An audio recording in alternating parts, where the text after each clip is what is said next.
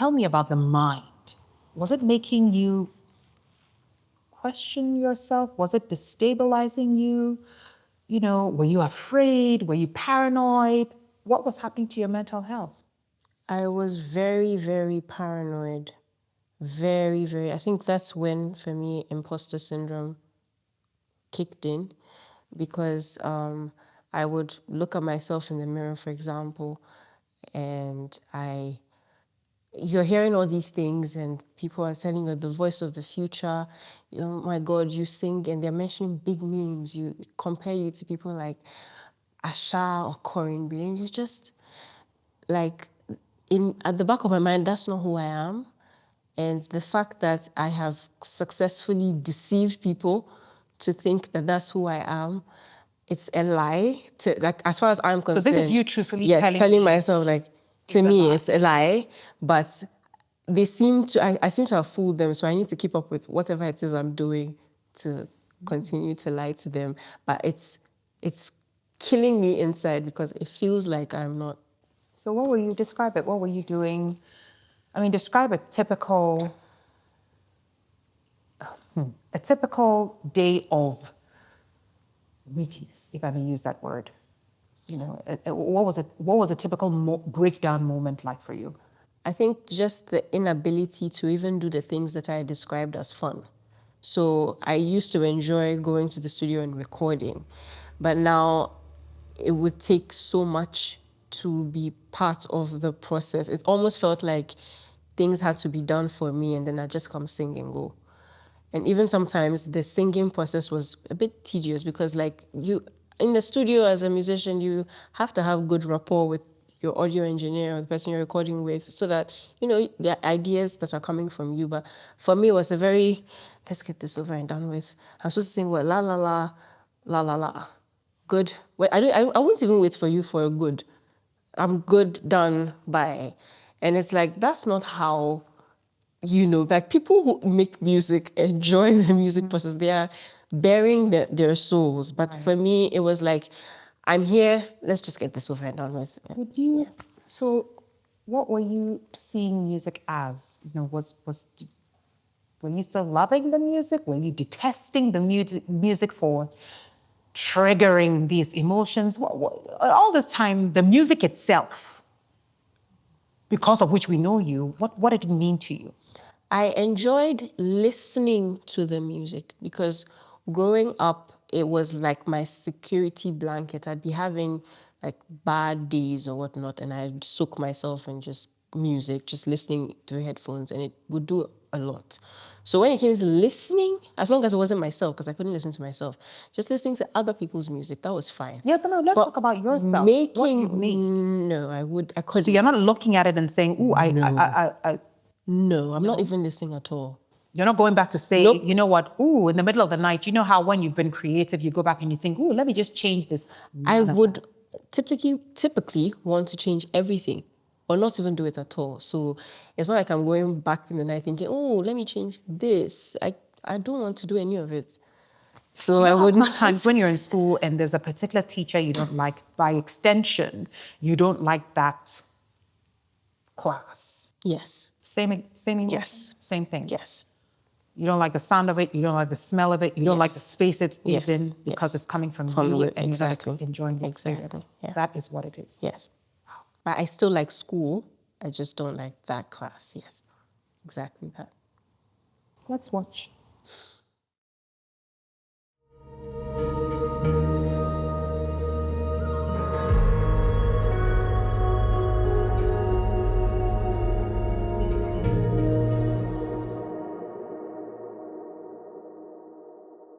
I did feel like she was totally unprepared for it. There were, like, there are a number of, like, I'm speaking for my person, there are a number of things that I would typically do to take on something as huge as that. Like, a lot of, and I know that she would do this as well, like, there's a lot of preparation that you feel like you need to undertake before, you know, stepping out in something as huge as a career with thousands of people wanting to see you and hear you. And she didn't get the chance to do any of that before she was thrust into the limelight. My relationship with Adomaa was that of, on label-wise, was that of a songwriter and composer, because I understood her sound. I understood her emotion when it came to music. Back then, I used to be good at communicating my emotions in my music. But the thing is, before I met her, I already had my dreams and vision of being a musician. I've been dreaming about doing music since I was a little boy.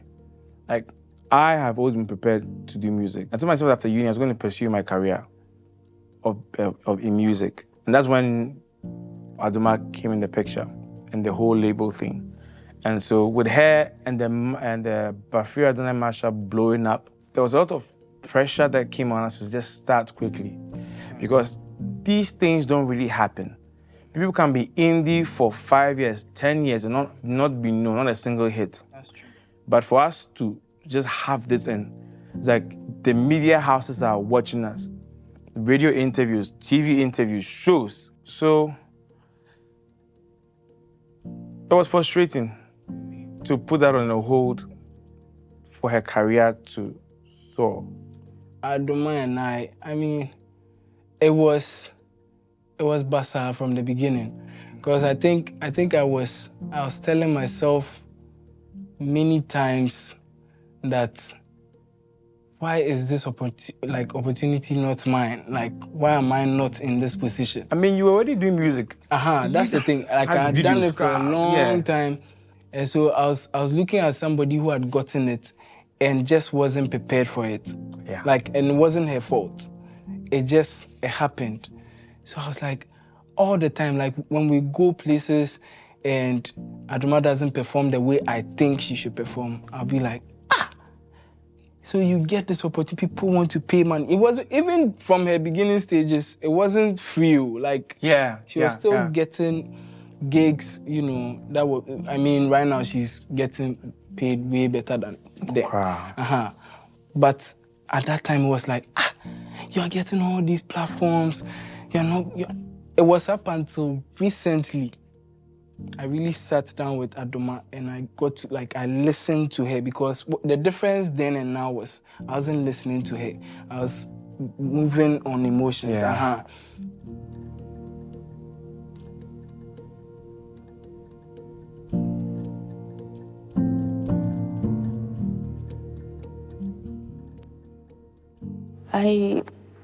I felt like I was being tossed around a lot when it came to management, and I felt it was because I was difficult to work with. I mean, I understood why I was being tossed around. There's a lot of, a lot of changes basically in everybody's life. So I could get why that was, but I linked that to being hard to work with. And that wasn't even a lie, because I had become very difficult to work with, because the internal conflict had really, really worsened. And so it led me to start to lash out, because I didn't know how to communicate a lot. So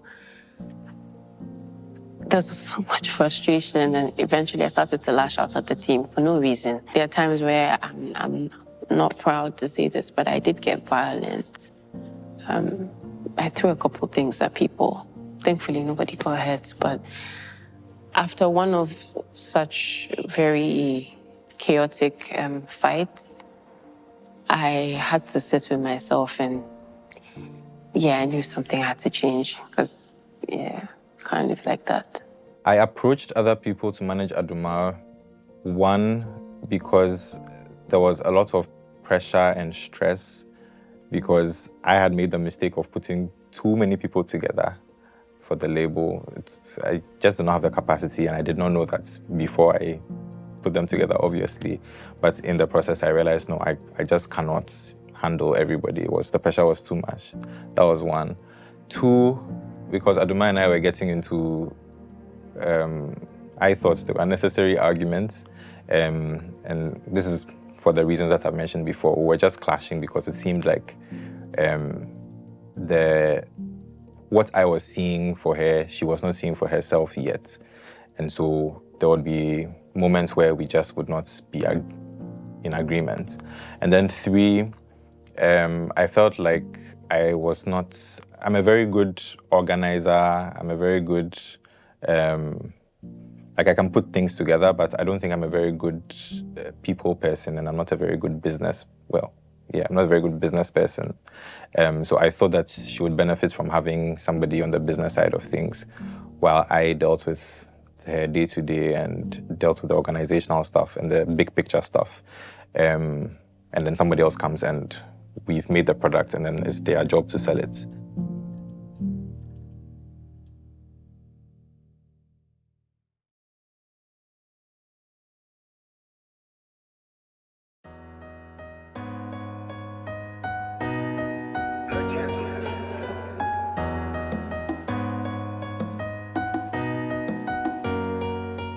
Mama held my hand and she told me, Adomaa, don't be so scared.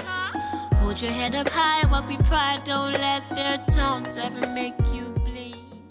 So when I came on board, my role with Adomaa and Adomaa's team was an executive producer to spearhead her entire management. So in terms of, from release, I left the space of creativity recording to her team. Release and distribution and anything that's got to do with promoting the brand Adomaa.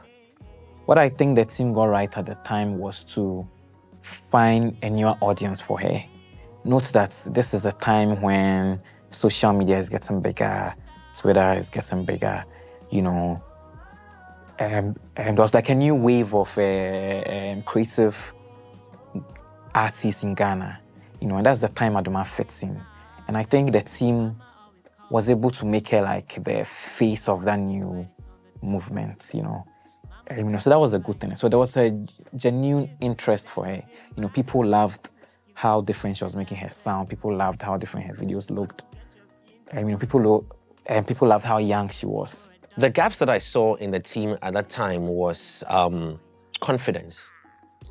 And to me, that was where I wanted to work in us believing that this is alternate music she does. This is non-commercial music to the market we sit in. So how do we push a non-commercial song to an audience that is, or a consumer that is heavily biased with Afro beats, Afro pop, high life, hip life, and hip hop? And for an Afro jazz artist or Afro soul artist like Adomaa, it was about accepting the reality that it is going to be difficult for us to be able to push this music to a point where the artist becomes very, very popular in the space. However, it wasn't impossible. So that was a challenge I put onto myself, that I wouldn't reach the status of a super global international artist coming out from Ghana at that point, but we should be able to attract a certain audience that we appeal to and make ourselves number one within that audience space. And then we do believe that that audience should be able to take us to wherever we want to go to. You got that melody, so let it glow. All my dark girls, we should glow.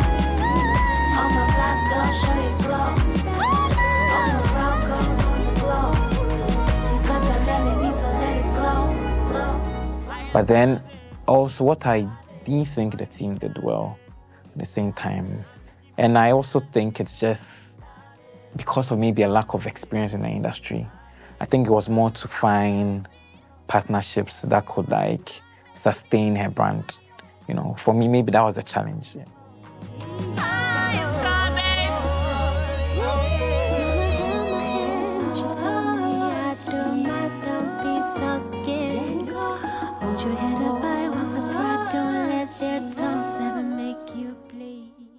These gaps I realized, and the journey, I realized that we were in both different worlds of what may have been priority to me as an individual Jay, and what would have been a priority to an individual Adomaa. Now, we were moving on parallel lines, headed towards the same goals at different pace.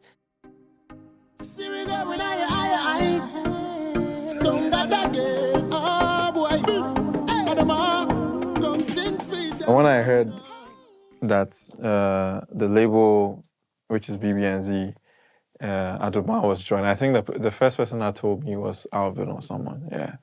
That, oh, we have this deal, we are working through Adomaa and Juice. It was supposed to Adomaa and Juice. Initially, that's how I heard it. And I was like, oh, okay, cool. But then I remember having conversations with Evans earlier about him asking, what do I think about them on BBNZ? And maybe I wanted to say, don't do it, but I didn't say don't do it. I said, I don't think it is the right idea or I don't know the word I used, but I was trying to let him understand I don't think it's the right fit. Because at that point, I knew them and I knew how, like, the VI team worked, and I know my people too and how we work. And I just didn't think it will work out. As far as the Adomaa versus Adomaa project went, I remember the project in terms of the concept a lot more than I remember the music. And I actually didn't know that it was an Aftown BBNZ collaboration at all. What I remember the most is her playing with the fact that she has this duality. But the music didn't... I don't think there was a problem with the quality per se, but it just wasn't as memorable as her earlier work. There's a lot of merit in trying to commercialize an artist who doesn't make the regular sound. I mean, there's a reason for it, business-wise, finding a newer market. But then that also takes a lot of investment and a lot of commitment between the artist and whichever partner is trying to get that done.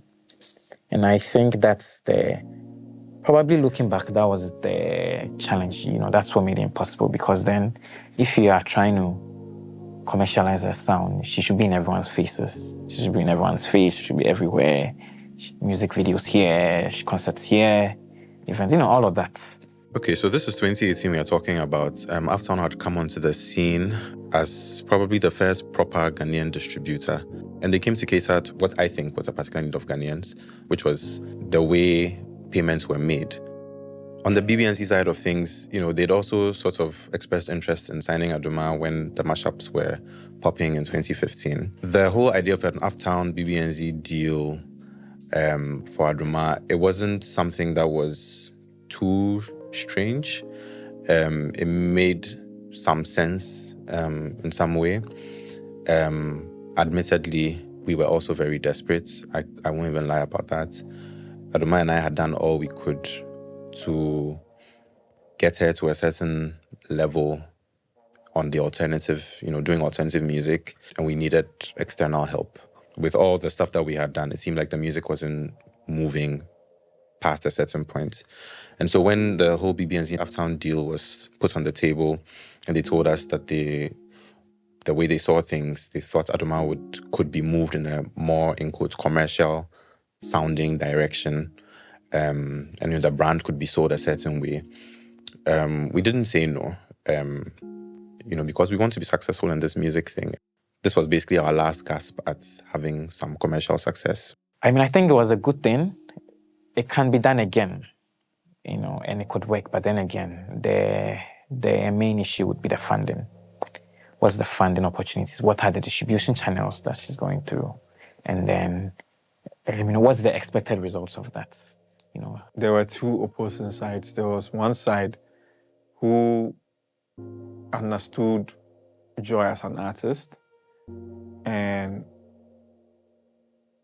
they want to go too far away from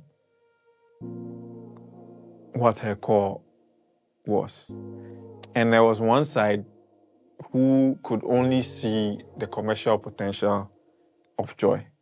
Didn't really care about her artistry. I dare say may not have even been super fans.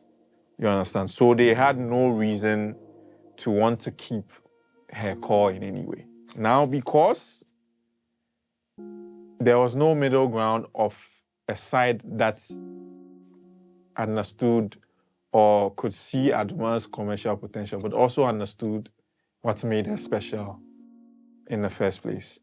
There was nobody to actually bridge that gap and make sure that the project itself was a project that both sides liked, that served both sides' interest in the long run. Unfortunately, as happens with, deals all the time, even with the best of intentions, things didn't pan out the way either party had hoped. Various things happened that let's just say the project did not turn out, did not have the desired results for either party. And unfortunately, that had a huge effect on Adomaa's mental health and contributed quite directly to her deciding to leave music. This was the lowest point in my music career. Yeah, I made some really, really, really terrible career moves that sent me on a very dark path. A lot of the music I was making in this period was honestly not true to me at all. And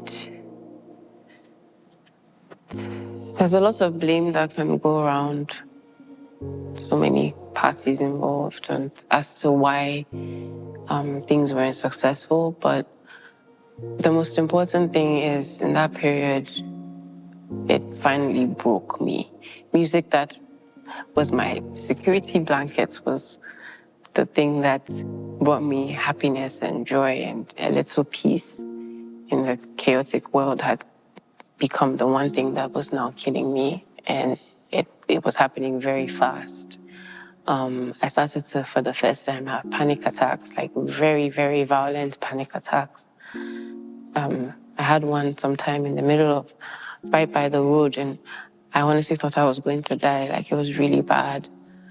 And in addition to that, the saying, when it rains, it pours. In addition to that, there were so many other things going on concurrently that just made it worse. And it had gotten so bad that at that point, I was done. I was done making music, but more than that, I was done with life. And I tried to exit existence. Yeah, it was that bad.